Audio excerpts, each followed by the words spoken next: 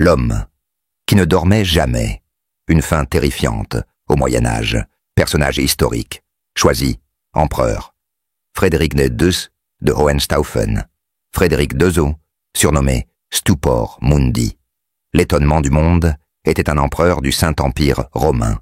Germanique au XIIIe siècle célèbre pour son érudition et ses conquêtes. Mais derrière cette façade de génie se cache une facette troublante, son obsession pour défier les limites humaines, notamment son refus de dormir, qu'il considérait comme une faiblesse. Cette saga explore les aspects les plus étranges et terrifiants de la vie de Frédéric Tetzow, de ses expériences macabres à sa quête d'immortalité, jusqu'à une fin qui plongea ses contemporains dans l'effroi. Une histoire où l'intelligence se mêle à la folie et où le refus de sommeil devint une malédiction. L'homme qui méprisait le sommeil, les origines obsessionnelles de Frédéric II, un empereur, pouvait-il survivre sans dormir? Voici l'histoire terrifiante de Frédéric II, un génie du XIIIe siècle qui défia le sommeil, jusqu'à ce que son corps et son esprit s'effondrent dans l'horreur.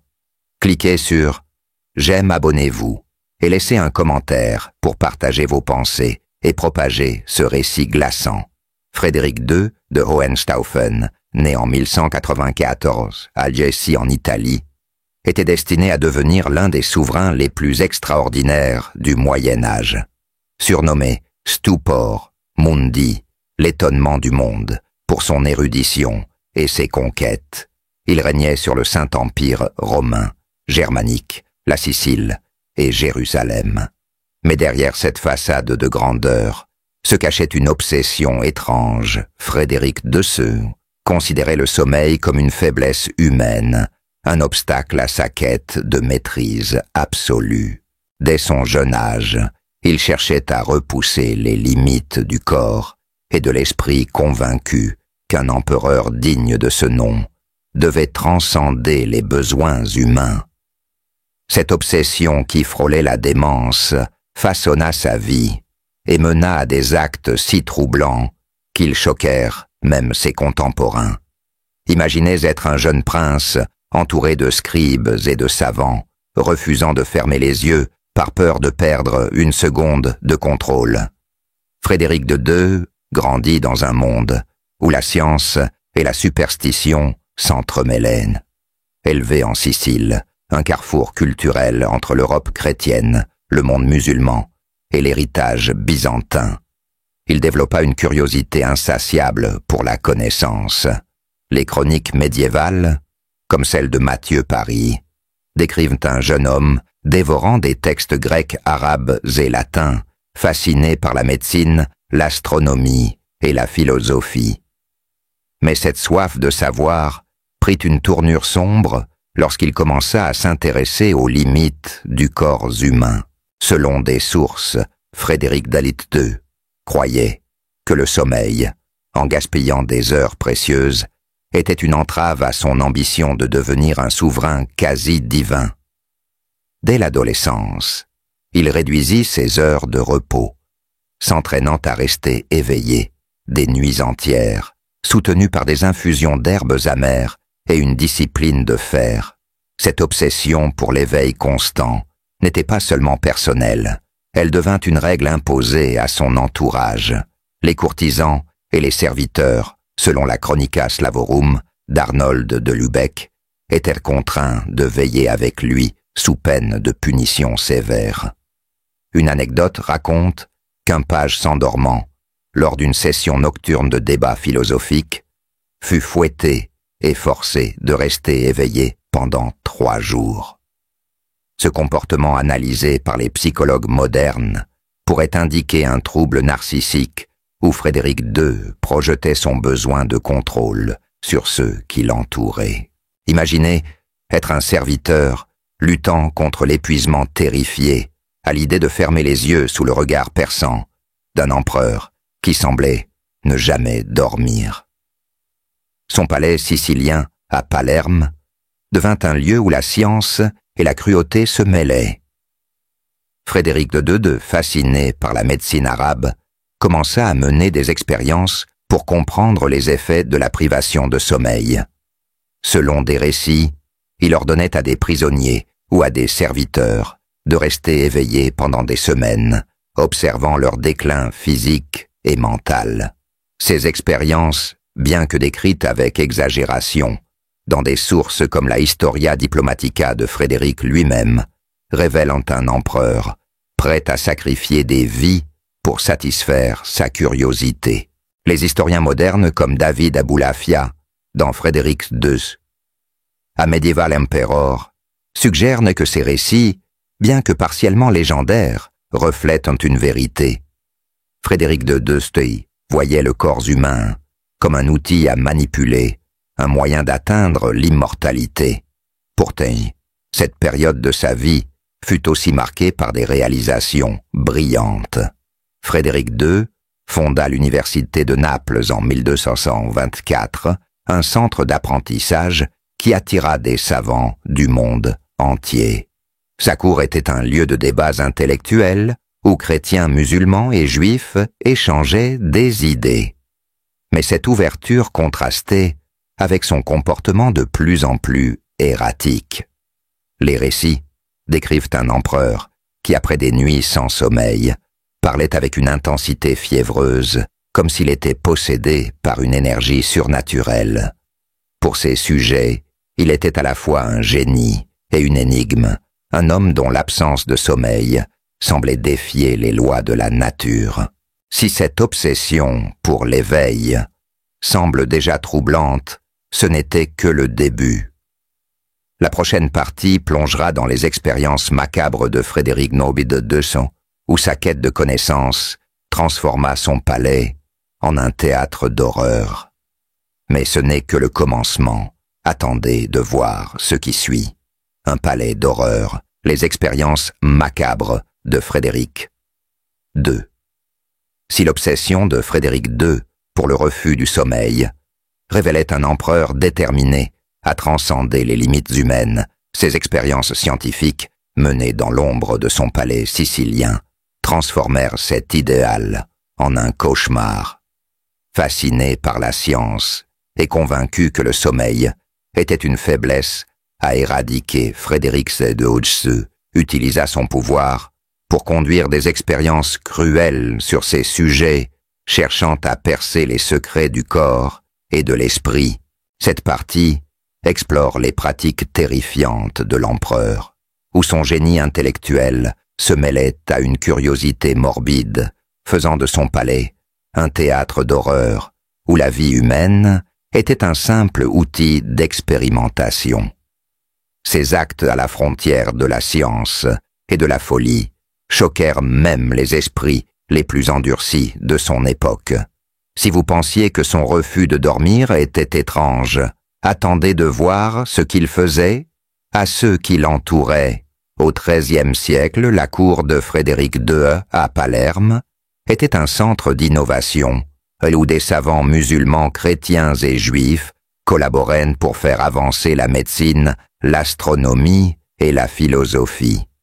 Mais cette quête de savoir prit une tournure sinistre lorsque Frédéric Teutonzu commença à s'intéresser aux limites physiologiques du corps humain.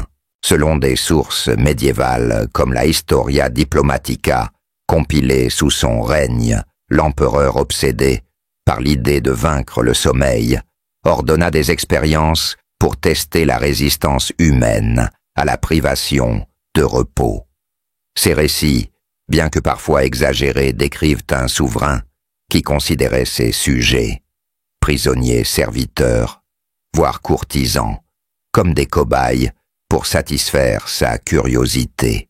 Imaginez être un prisonnier enchaîné dans une cellule sombre, forcé de rester éveillé, sous le regard implacable d'un empereur qui semblait ne jamais cligner des yeux. L'une des expériences les plus notoires rapportée par Salim Ben de Parme dans sa Chronica consistait à priver des hommes de sommeil pendant des semaines pour observer leurs réactions. Frédéric II, accompagné de médecins arabes et grecs, notait méticuleusement les symptômes, hallucinations, tremblements, puis effondrements physiques. Certains sujets, selon les récits, devenaient si désorientés qu'ils imploraient la mort, tandis que d'autres développaient des visions mystiques que Frédéric II interprétait comme des révélations sur l'âme. Les historiens modernes comme David Aboulafia, dans Frédéric de l'Indy, A Medieval Emperor, suggère que ces expériences reflétaient l'influence de la médecine arabe qui explorait les effets de l'épuisement, mais elles dépassaient les limites éthiques, même pour l'époque. Les psychologues d'aujourd'hui pourraient voir dans cette obsession un signe de mégalomanie où Frédéric II se considérait comme un dieu manipulant la vie et la mort. Mais les expériences de Frédéric II ne se limitaient pas à la privation de sommeil. Les chroniques médiévales, bien que controversées, racontent des dissections pratiquées sur des prisonniers parfois vivants, pour étudier les organes internes et comprendre comment le corps résistait à l'épuisement. Une anecdote glaçante rapportée par Mathieu Paris décrit comment Frédéric II ordonna à 2 hommes d'être nourris copieusement, l'un autorisé à dormir, l'autre forcé de veiller avant d'être disséqués pour comparer leurs organes. Cette cruauté, bien que probablement amplifiée par les ennemis de l'empereur, illustre une réalité. Frédéric II voyait l'humanité comme un puzzle à résoudre sans égard pour la souffrance. Imaginez être un courtisan, assistant à ces expériences partagées entre l'admiration pour le génie de l'empereur et l'horreur face à ses méthodes. Ces pratiques transformèrent le palais de Palerme en un lieu de terreur. Les serviteurs vivaient dans la peur d'être choisis pour une nouvelle expérience, tandis que les savants, bien que fascinés par les découvertes de Frédéric II, murmuraient leur malaise. Une anecdote raconte qu'un médecin arabe, horrifié par une dissection, quitta la cour en secret, craignant pour sa propre vie. Ces récits, bien que parfois apocryphes, montrent comment l'empereur, par son refus de sommeil et sa curiosité morbide, créa une atmosphère d'angoisse. Les psychologues modernes pourraient analyser ce comportement comme une forme de trouble obsessionnel, compulsif, où la quête de connaissance devenait une addiction destructrice, non seulement pour Frédéric II, mais pour ceux qui l'entouraient. Malgré cette noirceur, Frédéric II restait un souverain visionnaire. Il rédigea De Arte Venandi, Cum Avibus, un traité sur la fauconnerie qui démontrait une compréhension scientifique avancée de la nature. Ces réformes administratives en Sicile renforcèrent l'économie et la justice, gagnant l'admiration de ses sujets. Mais cette dualité, un empereur à la fois éclairé et cruel, rendait son règne d'autant plus troublant. Les chroniqueurs médiévaux comme Salim Ben décrivant un homme capable de discourir sur la philosophie toute la nuit, les yeux injectés de sang par l'épuisement, tout en ordonnant des expériences inhumaines le lendemain. Imaginez être un savant, invité à sa cour, impressionné par son érudition, mais terrifié par son regard fixe, comme s'il voyait à travers vous. Ces expériences, bien que choquantes, alimentèrent la légende de Frédéric Maurice II comme un homme défiant les lois humaines. Mais elles eurent un coup. Son propre corps commença à montrer des signes de faiblesse. Les nuits blanches, combinées à une alimentation irrégulière et à un stress constant, commencèrent à éroder sa santé. Les récits décrivent un empereur dont la peau pâlissait, dont les mains tremblaient légèrement, mais qui refusait d'admettre sa mortalité. Si ces expériences macabres semblent déjà terrifiantes, ce qui suit est encore plus stupéfiant. La prochaine partie explorera comment l'obsession de Frédéric II pour l'éveil le mena à une déchéance physique et mentale, transformant un génie en un spectre vivant. Mais ce n'est pas tout, l'histoire devient encore plus glaçante. Un esprit en ruine, la déchéance physique et mentale de Frédéric II. Si les expériences macabres de Frédéric II se transformaient, son palais en un théâtre d'horreur, son refus obstiné de dormir, précipita une déchéance physique et mentale qui fit de lui un spectre vivant. Convaincu que le sommeil était une faiblesse indigne d'un empereur, Frédéric II poussait son corps et son esprit au-delà des limites humaines, mais à quel prix? Cette partie explore comment son obsession pour l'éveil constant, combinée à ses expériences cruelles et à la pression de son règne, le mena à un état de fragilité alarmant, où la frontière entre génie et folie s'effaçait. Les récits de ses visions de son comportement erratique et de son corps ravagé par l'épuisement choquèrent ses contemporains, faisant de lui une figure à la fois admirée et redoutée. Si vous pensiez que ces expériences étaient terrifiantes, attendez de voir ce que son refus de dormir fit à son propre corps. Dans les années 1230, Frédéric II, alors au sommet de son pouvoir, régnait sur le Saint-Empire romain, germanique et la Sicile, avec une autorité incontestée. Mais son refus de dormir, qu'il considérait comme une quête de perfection, commençait à laisser des traces visibles. Selon les chroniques de Matthieu, Paris l'empereur, alors dans la quarantaine, montrait des signes d'épuisement, ses yeux étaient cernés, sa peau pâle comme la cire, et ses mains tremblaient légèrement lors des audiences publiques. Pourtant, il continuait à travailler des nuits entières, rédigeant des lois, étudiant des textes scientifiques ou menant des débats philosophiques. Les courtisans épuisés par ses exigences décrivaient un homme dont l'énergie semblait surnaturelle, mais dont le corps trahissait une fragilité croissante. Imaginez être un conseiller, observant votre empereur, discourir avec une intensité fiévreuse, ses yeux injectés de sang, fixant le vide comme s'il voyait des ombres invisibles. Les sources médiévales, comme la Chronica de Salambene de Parme, rapportent que Frédéric II utilisait des stimulants, infusions d'herbes amères, racines importées d'Orient, pour rester éveillé. Ces concoctions, souvent préparées par des médecins arabes, pouvaient inclure des substances comme la caféine ou des extraits narcotiques qui, bien que mal comprises à l'époque, aggravaient son état. Les historiens modernes comme David Abulafia, dans Frédéric II, A Medieval Emperor, suggèrent que la privation chronique de sommeil, combinée à ces stimulants, aurait provoqué des symptômes neurologiques, irritabilité, paranoïa et même hallucination. Les psychologues d'aujourd'hui pourraient diagnostiquer un trouble bipolaire ou un état psychotique induit par l'épuisement où l'esprit privé de repos commence à se fracturer.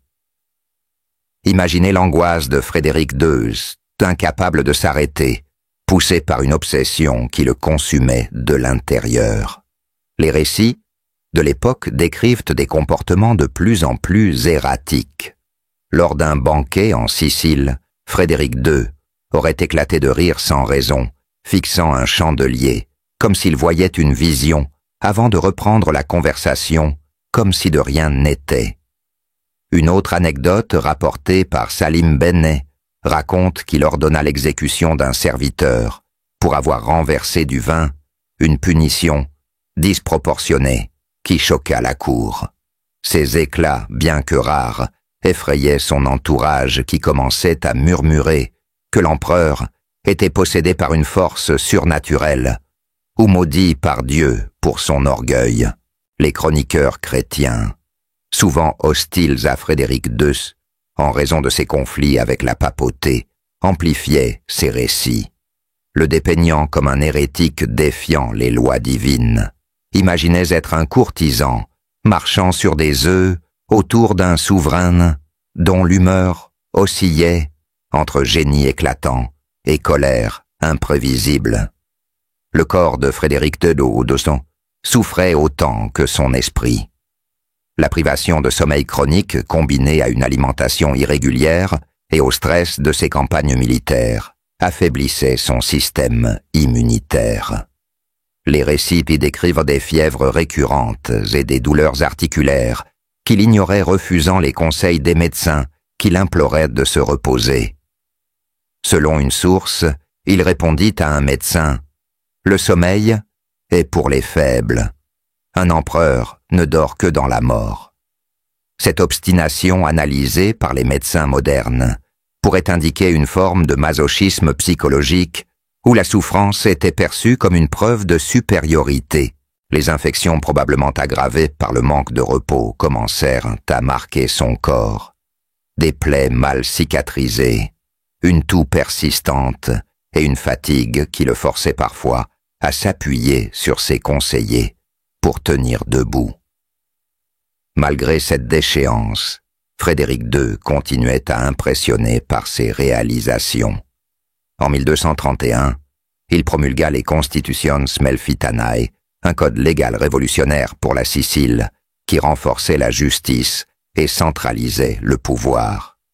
Sa cour restait un centre intellectuel attirant des poètes comme ceux de l'école sicilienne qui révolutionnèrent la poésie en langue vernaculaire. Mais cette brillance contrastait avec son état physique et mental. Les récits décrivent un empereur qui, lors des audiences, parlait avec une intensité presque délirante, comme si chaque mot était un combat contre l'épuisement. Ses sujets admiratifs étaient aussi terrifiés par son apparence, un homme dont les yeux semblaient brûler d'une flamme intérieure, mais dont le corps s'effritait comme une statue rongée par le temps. Cette déchéance, bien que dramatique, n'était qu'un prélude à une fin encore plus troublante. Les rumeurs de visions et de malédictions commencèrent à entourer Frédéric d'Enfelzow, certains affirmant qu'il voyait des anges ou des démons dans ces nuits blanches. Ces récits, amplifiés par ses ennemis, préparèrent le terrain pour une mort qui choquerait l'Europe. Si sa déchéance physique et mentale semble déjà inquiétante, ce qui suit est encore plus stupéfiant. La prochaine partie explorera la fin tragique de Frédéric II, où son refus de dormir et ses expériences macabres le menèrent à un destin entouré de mystères et de terreur. Mais ce n'est pas tout, l'histoire devient encore plus effrayante. Un spectre vivant, la fin tragique de Frédéric II. Si la déchéance physique et mentale de Frédéric II transformait déjà l'empereur en une ombre de lui-même, sa fin tragique consacra sa légende comme celle d'un homme maudit par sa propre quête. Refusant toujours le sommeil convaincu qu'il pouvait transcender les limites humaines, Frédéric II vit son corps et son esprit s'effondrer sous le poids de son obsession. Cette partie explore les dernières années de sa vie, marquées par des visions inquiétantes, une paranoïa croissante et une mort entourée de rumeurs si troublantes qu'elles choquèrent l'Europe médiévale. Dans un palais devenu le théâtre de sa propre destruction, Frédéric II, surnommé Stupor Mundi, devint un spectre vivant dont la fin scella son image de génie maudit. Si vous pensiez que sa déchéance était effrayante, attendez de voir comment son refus de dormir le conduisit à une fin cauchemardesque. Vers la fin des années 1240, Frédéric II, alors dans la cinquantaine, était au sommet de son pouvoir, mais son corps portait les stigmates d'une vie sans repos. Selon les chroniques de Matthieu, Paris l'empereur jadis robuste apparaissait émacié, sa peau presque translucide, ses yeux enfoncés dans des orbites sombres. Les nuits blanches, les stimulants à base d'herbe et le stress des conflits avec la papauté, qu'il avait excommunié à plusieurs reprises, avaient ravagé son organisme. Pourtant, il continuait à défier la nature, travaillant sans relâche sur des réformes des campagnes militaires et des expériences scientifiques. Les courtisans décrivaient un homme qui semblait possédé capable de dicter des lois ou de débattre de philosophie pendant des heures, mais dont les tremblements et les accès de colère trahissaient un esprit au bord de la rupture. Imaginez être un scribe écrivant sous la lumière vacillante des chandelles, tandis que votre empereur, les yeux brillants d'une lueur fiévreuse, murmure des ordres comme s'il parlait à des ombres. Les récits médiévaux, comme ceux de Salim Ben de Parme dans sa Chronica, rapportent que Frédéric Nobis II souffrait de visions de plus en plus fréquentes. Il prétendait voir des anges ou des figures mystiques qu'il interprétait comme des signes de sa mission divine. Ces hallucinations, probablement causées par la privation chronique de sommeil, étaient prises au sérieux par certains courtisans qui y voyaient une preuve de sa grandeur. D'autres, cependant, murmuraient qu'il était maudit, puni pour ses expériences inhumaines et son défi aux lois de Dieu. Les psychologues modernes pourraient diagnostiquer ces visions comme des symptômes de psychose induite par l'épuisement, où le manque de sommeil perturbe la chimie cérébrale, provoquant des délires. Pour Frédéric de Seuil, ces visions renforcèrent sa conviction qu'il était au-dessus des mortels, mais elles effrayaient son entourage qui voyait un empereur glisser vers la folie. Imaginez être un conseiller, écoutant votre souverain décrire des apparitions, partagé entre l'admiration et la peur, qu'il ait perdu tout contact avec la réalité. Sa paranoïa exacerbée par l'épuisement transforma son palais en une forteresse de méfiance. Frédéric de Dedoux, déjà en conflit avec le pape Innocent IV, soupçonnait ses propres alliés de comploter contre lui. Selon la Historia Diplomatica, il ordonna l'arrestation et la torture de courtisans, soupçonnés de trahison, parfois sur la base de simples rumeurs. Une anecdote raconte qu'un médecin accusé d'avoir tenté d'empoisonner ses stimulants fut exécuté sans procès, son corps exposé comme avertissement. Cette brutalité inhabituelle même pour l'époque choqua la cour sicilienne, où Frédéric II était autrefois admiré pour sa justice. Les historiens modernes, comme David Aboulafia, suggèrent que cette paranoïa était un symptôme de son état mental détérioré, où l'épuisement et le stress amplifiaient ses peurs. Imaginez vivre dans ce palais, où chaque mot pouvait être interprété comme une trahison, sous le regard d'un empereur qui ne dormait jamais. Son corps, lui aussi, payait le prix de son obsession. Les sources décrivent des infections récurrentes, probablement dues à un système immunitaire, affaibli par le manque de sommeil. Une toux chronique des douleurs articulaires et des fièvres intermittentes le tourmentaient, mais il refusait les traitements convaincus que la médecine était une perte de temps. Selon une anecdote, il ordonna à ses médecins de concocter des potions pour prolonger son éveil, même lorsque ceux-ci l'avertissaient des dangers. Les médecins modernes noteraient que la privation de sommeil prolongée peut entraîner des dommages irréversibles, troubles cardiovasculaires, affaiblissement musculaire et même défaillance organique. Pour Frédéric Stiapobis, chaque symptôme était une bataille, à gagner une preuve de sa supériorité sur la nature humaine. Mais pour ses proches, il devenait un spectre, un homme dont le corps s'effondrait, tandis que son esprit s'accrochait à une quête impossible. Malgré cette déchéance, Frédéric II continuait à gouverner avec une énergie qui déconcertait ses contemporains. En 1245, il tenta de négocier une trêve avec la papauté, tout en préparant des campagnes militaires contre les cités rebelles d'Italie.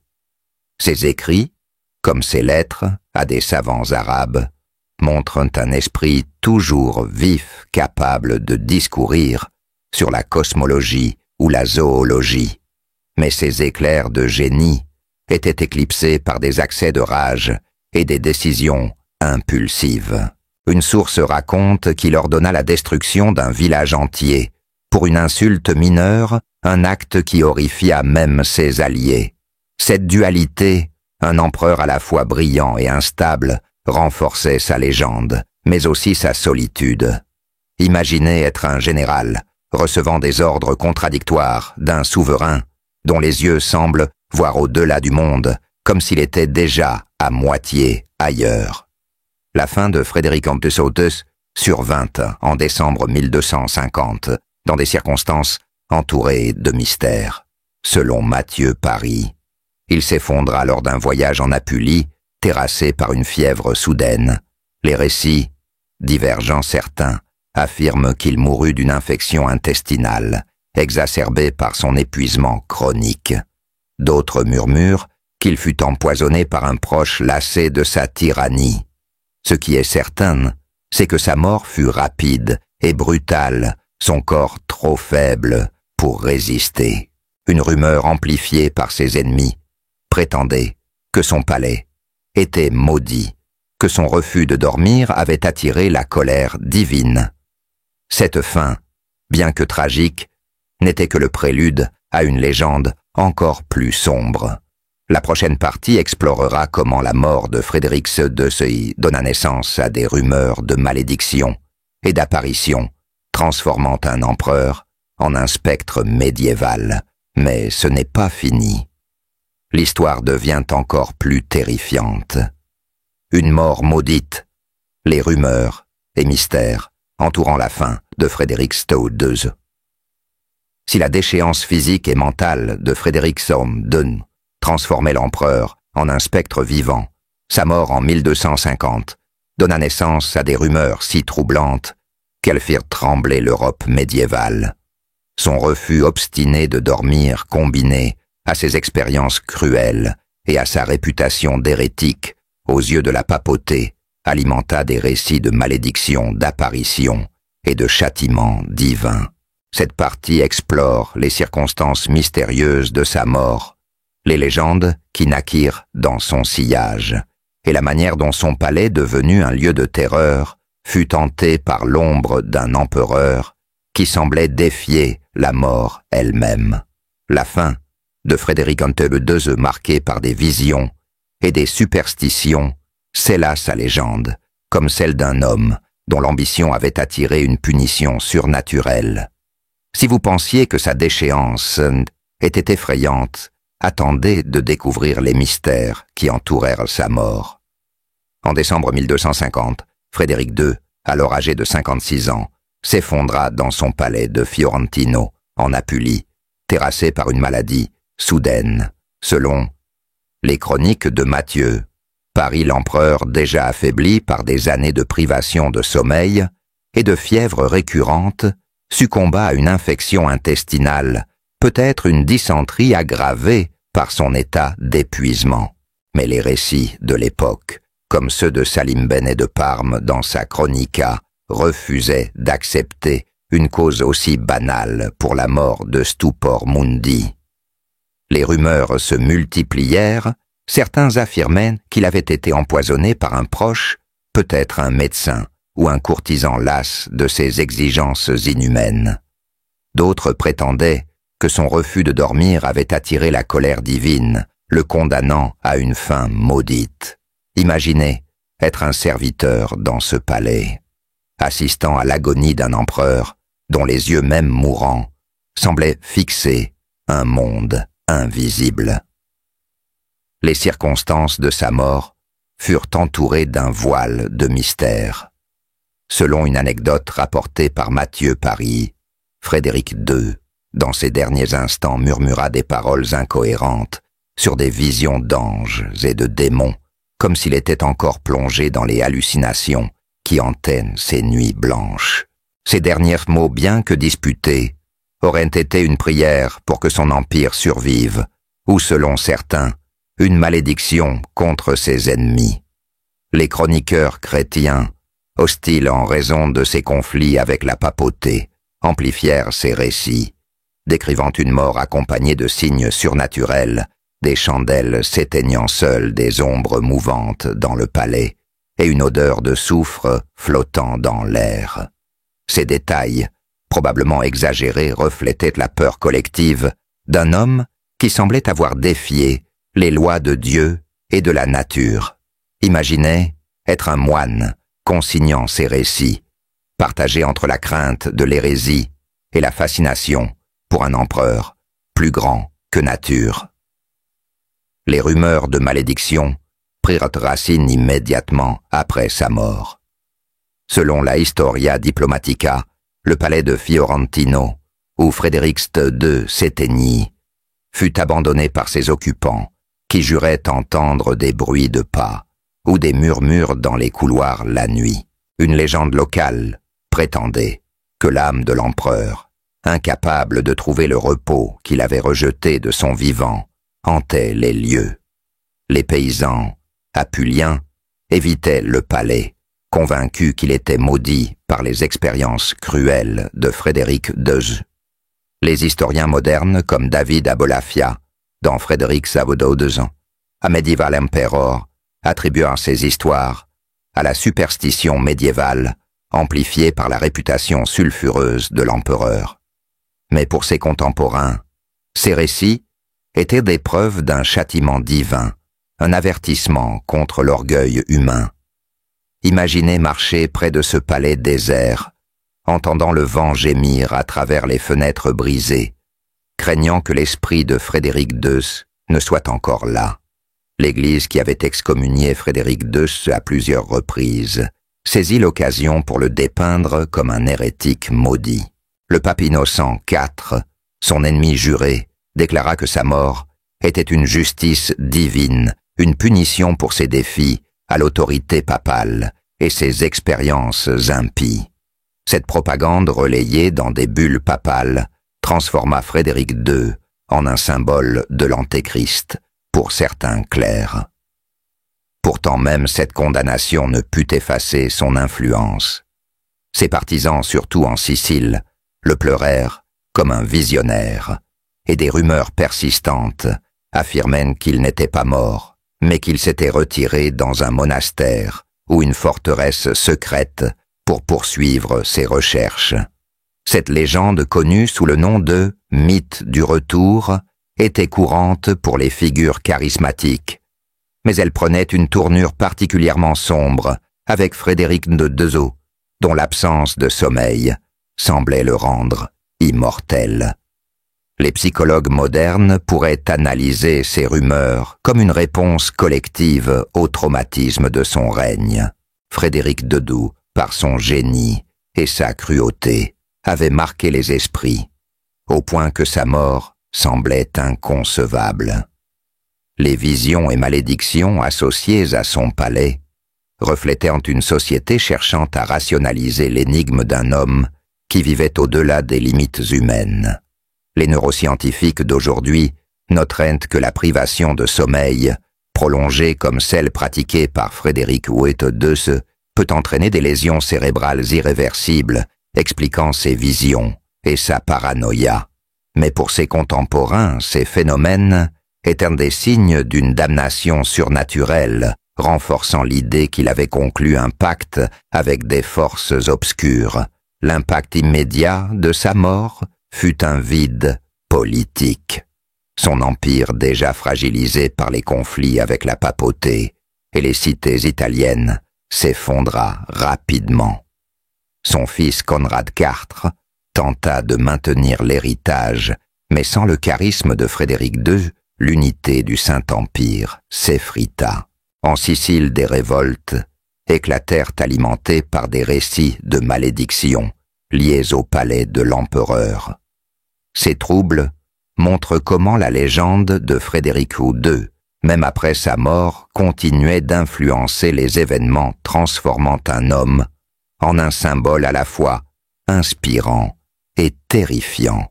Si la mort de Frédéric II et les rumeurs qui l'entourèrent semblent déjà troublantes, son héritage est encore plus fascinant. La prochaine partie explorera comment sa légende, portée par des récits de science et de malédiction, façonna la culture européenne, laissant une empreinte indélébile sur l'histoire médiévale. Mais ce n'est pas fini. L'histoire devient encore plus captivante. Un héritage de terreur, l'impact de Frédéric II sur son époque. Si la mort de Frédéric II, entourée de rumeurs, de malédictions et d'apparitions, marqua la fin tragique d'un empereur qui défiait le sommeil, son héritage transforma son image en un mythe à la fois fascinant et terrifiant, surnommé Stupor Mundi, l'étonnement du monde. Frédéric Sédot II laissa une empreinte indélébile sur l'Europe médiévale, non seulement par ses réformes et son érudition, mais aussi par les récits d'horreur et de folie qui entouraient son refus de dormir et ses expériences cruelles. Cette partie explore comment son règne mêlant génie et démence influença la politique, la science et la culture de son époque, tout en semant la peur parmi ses contemporains.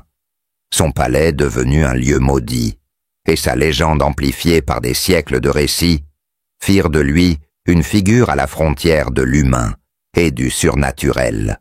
Si vous pensiez que sa mort était troublante, attendez de voir comment son héritage hanta l'Europe après la mort de Frédéric II en 1250.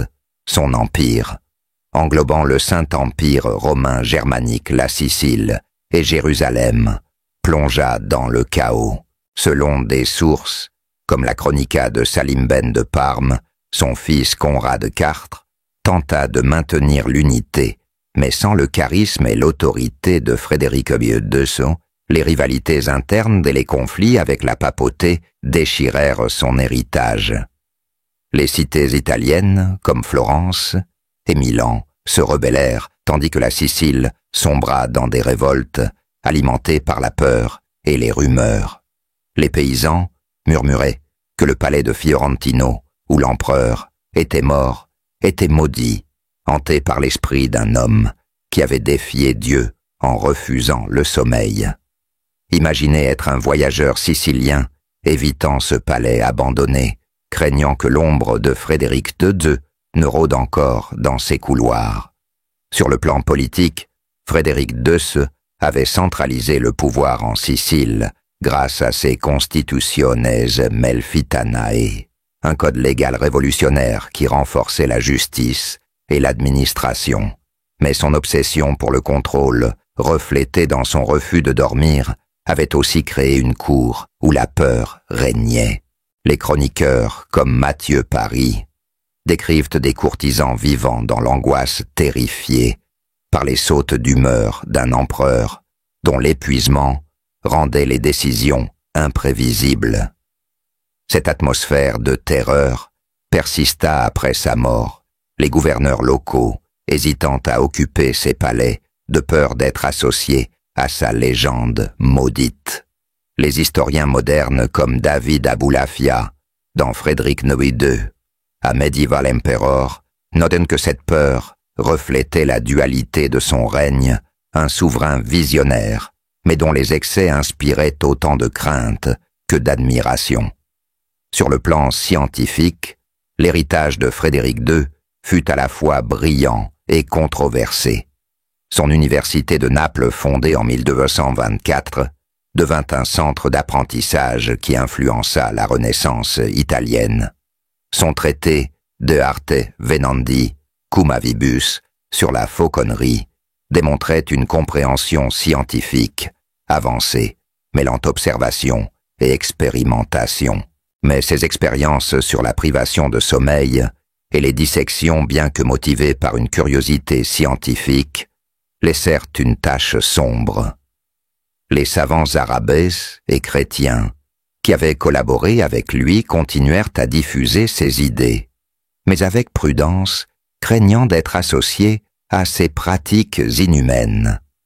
Les récits de ces expériences amplifiées par des chroniqueurs comme Salim Benet transformèrent Frédéric II en une figure quasi mythologique, un alchimiste cherchant l'immortalité au prix de vies humaines.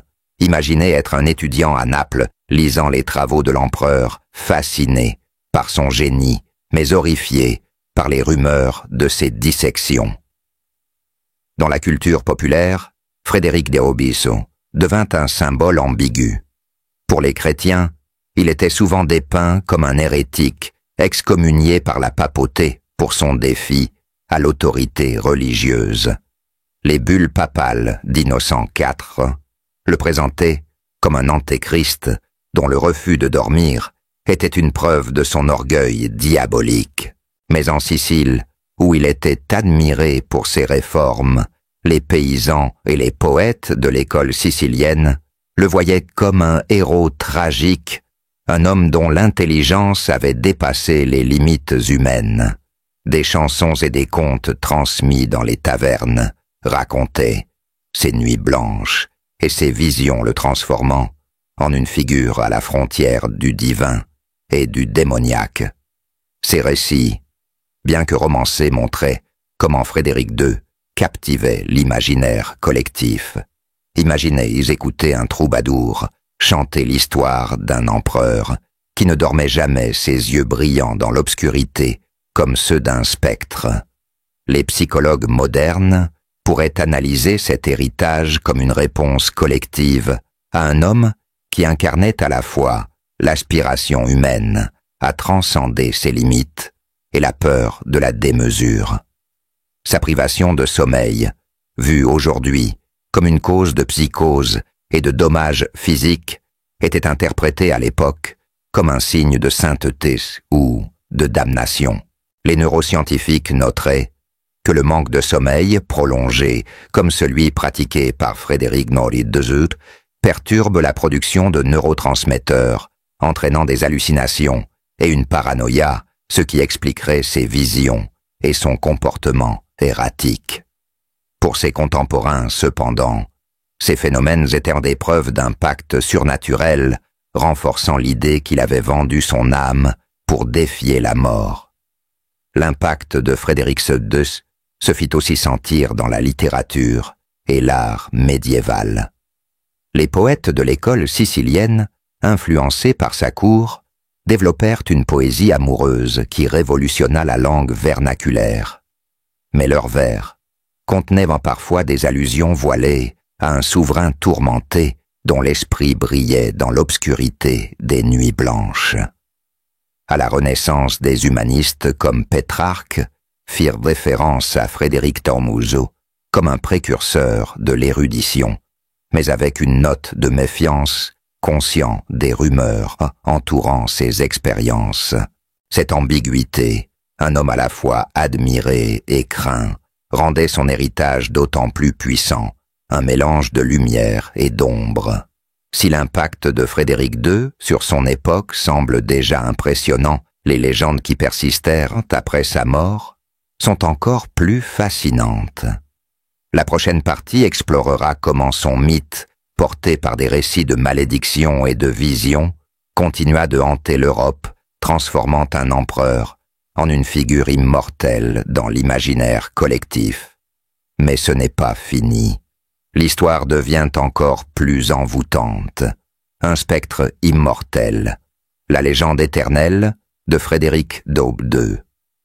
Si l'héritage de Frédéric II marqua son époque par ses réformes et ses horreurs, la légende qui naquit après sa mort transforma cet empereur en un spectre immortel, dont le refus de dormir et les expériences macabres continuèrent de hanter l'imaginaire européen, surnommé Stupor Mundi.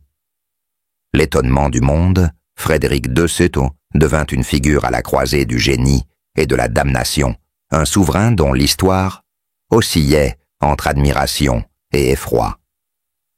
Cette dernière partie explore comment son mythe, porté par des récits de malédiction, de visions surnaturelles et d'un héritage intellectuel ambigu, traversa les siècles influençant la culture, la science et les débats sur les limites humaines. De son palais maudit aux poèmes qui chantèrent son nom, Frédéric de Douce reste une énigme, un homme dont l'obsession pour l'éveil scella un destin à la fois tragique et éternel. Si vous pensiez que son héritage était déjà fascinant, attendez de voir comment son mythe continue de nous hanter. Cliquez sur « J'aime partager » et commentez ce qui vous a le plus choqué pour propager ce récit glaçant. Après la mort de Frédéric II en 1250, son image ne s'effaça pas malgré le chaos politique qui suivit. Les chroniques médiévales, comme celles de Matthieu Paris et de Salim Ben de Parme, continuèrent de transmettre son histoire, souvent avec une touche de sensationnalisme. Pour les ennemis de l'empereur, notamment la papauté, il était un hérétique, un homme maudit dont le refus de dormir prouvait son alliance avec des forces démoniaques. Mais pour ses partisans, surtout en Sicile, il était un héros tragique, un visionnaire dont l'intelligence avait défié les limites humaines. Cette dualité alimenta une légende qui transcenda les frontières, transformant Frédéric Moïdezes en un symbole de l'ambition humaine et de ses conséquences funestes. Imaginez être un pèlerin du XIIIe siècle, entendant des récits contradictoires sur un empereur qui ne dormait jamais, partagé entre l'admiration pour son génie et la peur de sa damnation. Dans la culture populaire, Frédéric de Setesau devint une figure mythologique. Les chansons et les contes, transmis dans les tavernes siciliennes et allemandes, dépeignaient un souverain capable de converser avec les anges ou de défier la mort elle-même. Une légende persistante, connue sous le nom de « mythe du retour », affirmait que Frédéric II n'était pas mort, mais qu'il dormait dans une grotte sous le volcan Etna, attendant de revenir pour restaurer son empire. Cette croyance, rapportée par des chroniqueurs, comme Salim Benneh, reflétait l'incapacité des contemporains à accepter la mort d'un homme qui semblait immortel. Les historiens modernes, comme David Aboulafia dans Frédéric Delontus et Medieval Emperor, comparent ce mythe à celui de l'empereur Barberousse, montrant comment les figures charismatiques devenaient des symboles d'espoir ou de peur. Imaginez être un paysan sicilien regardant l'Etna fumant, convaincu que l'empereur, toujours éveillé, veille sur vous. L'héritage intellectuel de Frédéric II fut tout aussi durable. Son université de Naples, fondée en 1224, continua d'attirer des savants posant les bases de la Renaissance italienne. Son traité De Arte Venandi Cum Avibus resta une référence pour les naturalistes jusqu'à l'époque moderne, témoignant de son génie scientifique. Mais ses expériences sur la privation de sommeil et les dissections laissèrent une ombre plus sombre. Les savants, bien que fascinés par ses découvertes, hésitèrent à citer son nom, craignant d'être associés à ses pratiques cruelles. À la Renaissance, des humanistes comme Pétrarque louaient son érudition, tout en condamnant ses excès, créant une image complexe d'un homme à la fois éclairé et monstrueux. Les psychologues modernes pourraient voir dans cette ambivalence une tentative de réconcilier l'admiration pour son intelligence avec l'horreur face à sa cruauté. Sur le plan religieux, Frédéric II resta une figure controversée. Excommunié à plusieurs reprises par la papauté, il était dépeint comme un antéchrist par des clercs, comme Innocent IV. Pourtant, ses contacts avec le monde musulman, notamment lors de la 6e croisade, où il négocia la restitution pacifique de Jérusalem, firent de lui un symbole de tolérance pour certains. Cette contradiction, un empereur accusé d'hérésie, mais capable d'actes de diplomatie éclairés, renforça sa légende. Les récits de ses visions attribuées à la privation de sommeil furent réinterprétés par certains mystiques comme des preuves de sa connexion avec le divin, tandis que d'autres y voyaient un signe de damnation. Imaginez être un moine lisant en secret des textes sur Frédéric II, partagés entre l'idée qu'il était un saint ou un damné. Les rumeurs surnaturelles continuèrent de prospérer. Le palais de Fiorentino, où il mourut, resta abandonné pendant des décennies. les habitants locaux jurant entendre des murmures ou voir des ombres la nuit. Une légende racontait que les instruments scientifiques de Frédéric II, laissés dans le palais, s'animaient seuls, comme si son esprit continuait ses expériences. Ces histoires, bien que probablement apocryphes, reflétaient la peur d'un homme qui semblait avoir défié les lois de la nature. Les neuroscientifiques modernes noteraient que la privation de sommeil prolongée, comme celle pratiquée par Frédéric W. Duss, peut provoquer des lésions cérébrales, expliquant ses visions et sa paranoïa. Mais pour ses contemporains, ces phénomènes étaient des preuves d'une malédiction, un châtiment pour avoir osé manipuler la vie humaine. L'influence de Frédéric Totem s'étendit à la littérature et à l'art. Les poètes de l'école sicilienne qui l'avaient patronné continuèrent d'écrire des vers, inspirés par son charisme, souvent avec des allusions à un souverain tourmenté par des nuits sans fin. À l'époque moderne, des écrivains comme Umberto Eco d'Ambaodolino firent référence à Frédéric de Seuillot comme une figure énigmatique, un précurseur de la science moderne, mais hanté par ses propres excès. Son mythe inspira aussi des œuvres d'art, où il était représenté comme un roi philosophe, les yeux fixes, entouré d'un halo de mystère. Ces représentations, bien que romancées, montraient comment Frédéric II restait une source d'inspiration et de crainte. Aujourd'hui, Frédéric II fascine encore. Les historiens débattent de la véracité des récits. Sur ses expériences, certains, comme Ernst Kantorowicz, le voyant comme un pionnier de la modernité, d'autres, comme Aboulafia, soulignant sa cruauté. Son refus de dormir, analysé par les médecins modernes, est un cas d'étude sur les dangers de l'épuisement chronique, tandis que son palais maudit reste une attraction touristique en Sicile, où les guides racontent encore des histoires de fantômes. Frédéric II, l'homme qui ne dormait jamais, reste une énigme, un génie dont l'ambition le consuma, laissant un héritage à la fois lumineux et terrifiant. Si ce récit vous a secoué, partagez-le, cliquez sur « J'aime » et laissez un commentaire sur ce qui vous a le plus choqué. Abonnez-vous pour découvrir d'autres secrets historiques aussi troublants